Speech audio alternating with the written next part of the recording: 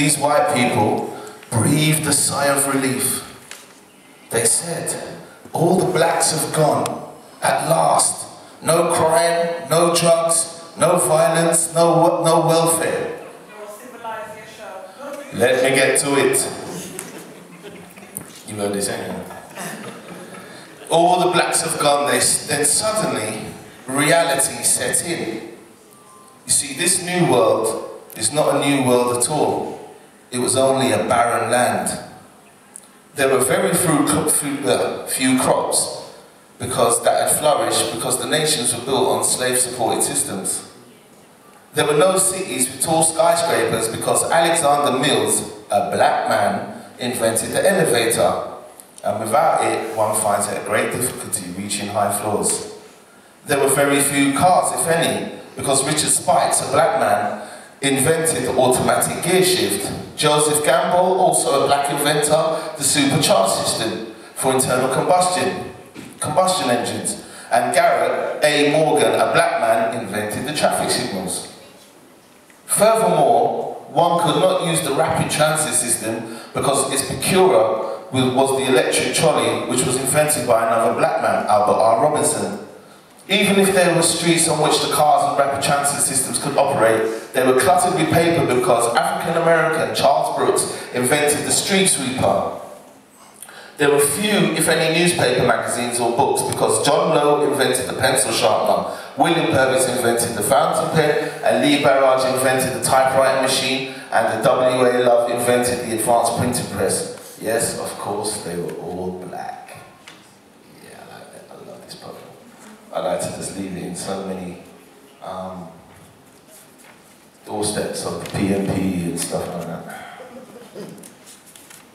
So, even if they could write their letters, articles and books, they would have not have transported it by mail because William Barry invented the postmarking and counselling machine.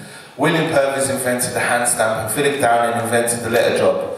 The lawns were brown and wilted because Joseph Smith invented the lawn sprinkler and John Burr invented the lawnmower. When they entered their homes, they found them to be poorly ventilated and poorly heated, you see, because Frederick Jones invented the air conditioner and Alice Parker the heating furnace. Their homes were also dim, but of course, Louis Latimer invented the electric lamp. Michael Harvey invented the lantern, and Granville T. Woods invented the automatic cut-off switch. Their homes were filthy because Thomas W. Stewart invented the mop, and Lloyd P. Ray the dustpan. Their children were met them at the door, were barefooted, shabby, motley, and unkept.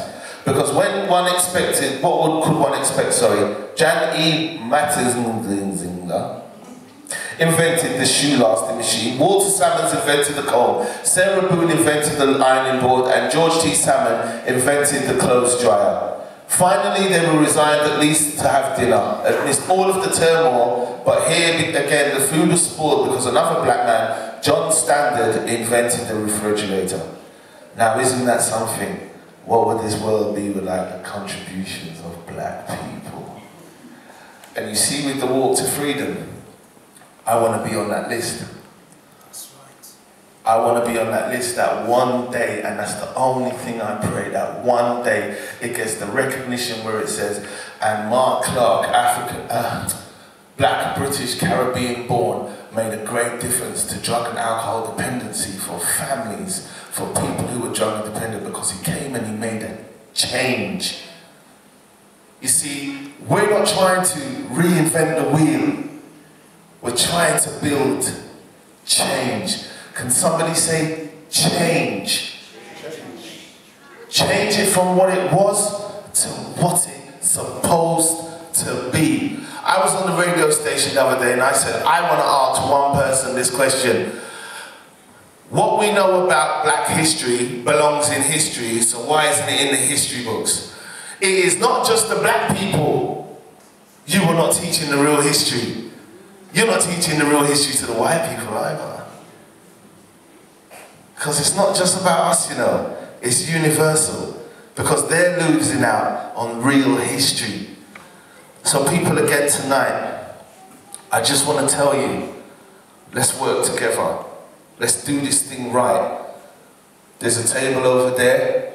If you have a skill, you want to be involved, you want to start doing something, because I believe in that man over there, you know.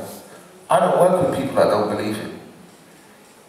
I will see how far I can go with him. And I listen to him, and I hear his passion for people. And I want to join him. I want to join his ahead army. That's what it is, you know. It's a strategic, organized